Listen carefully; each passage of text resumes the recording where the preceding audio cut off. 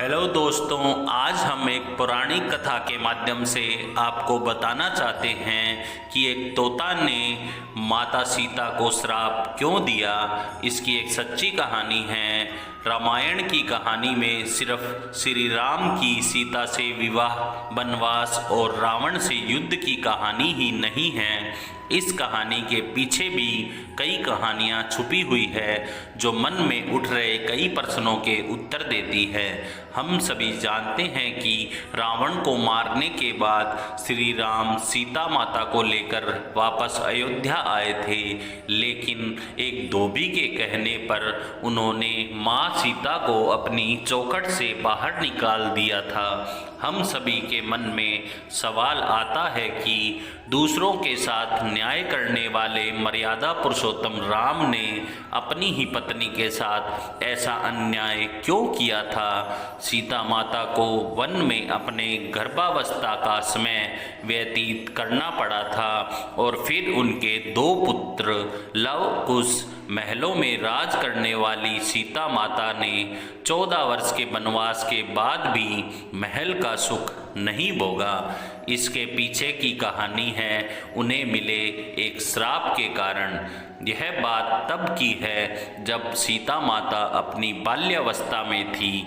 एक दिन वह अपनी सहेलियों के साथ बगीचे में खेल रही थी। सीता कहाँ छुपी हो सखियाँ, सीता तो कहीं भी नजर नहीं आ रही। लगता है सीता किसी वृक्ष के पीछे छुप गई है। सखियों से छुपते छुपाते खेलते सीता माता की नज़र एक तोते के जोड़े पर पड़ी जो उसी वृक्ष पर बैठा था जिस वृक्ष के पीछे सीता छिपी थी। दोनों तोते आपस में कुछ बातें कर रहे थे जिन्हें सीता माँ बड़े ही ध्यान से सुनने लगी।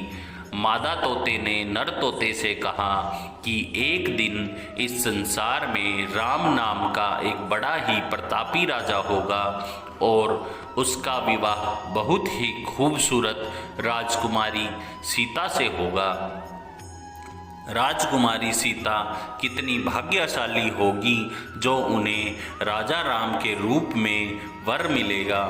सीता ने सोचा कि यह तो मेरे विषय में ही वार्तालाप कर रहे हैं, मुझे इन्हें पकड़ना होगा। अपना नाम सुनते ही सीता ने दोनों तोतों को पकड़ लिया और अपने साथ राजमहल में ले आई।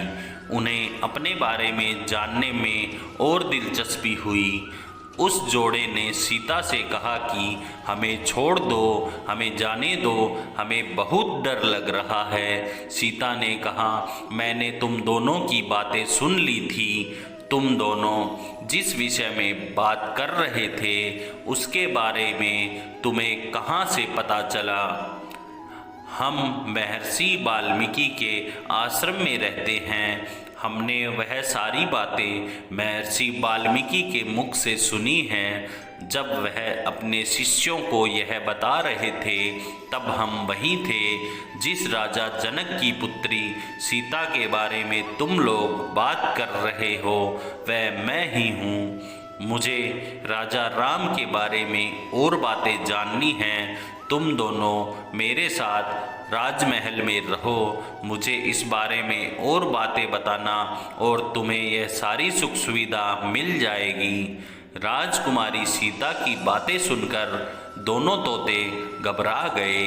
हम गगन के पंछी हैं, पिंजरे में बंद होकर हम जीवन नहीं जी पाएंगे। हमें आज़ाद कर दीजिए। जब तक मेरा विवाह राम जी से नहीं होता तुम्हें यहीं रहना होगा। मैं तुम्हें आज़ाद कर देती हूँ पर यह मेरे साथ ही रहेगी। मैं गर्भवती हूँ और अपने पति के वियोग में नहीं रह सकती, मुझे भी जाने दो। मादा तोते ने कहा। सीता ने कहा, नहीं, मैं तुम्हें नहीं छोड़ूंगी, तुम मेरे पास ही रहोगी। सीता का बालक मन यह बातें नहीं समझ सका और वह जिद पे आ गई थी। जब तक राम से उनका विवाह नहीं होगा वह उसे नहीं छोड़ेगी। इसके बाद मादा तोता दुखी हो गई और क्रोध में उसने सीता माता को श्राप दे दिया। राजकुमारी सीता, मैं तुम्हें श्राप देती हूँ कि जिस तरह तूने मुझे गर्भवती अवस्था के दौरान में अपने पति से अलग किया है, वैसे ही अपने गर्भ अवस्था के दौरान तुझे भी अपने पति से वियोग सहना पड़ेगा। इतना कहकर उस मादा तोते ने अपने प्राण त्याग दिए और उसी समय उसके दुख में नर तोते ने भी अपने प्राण त्याग दिए।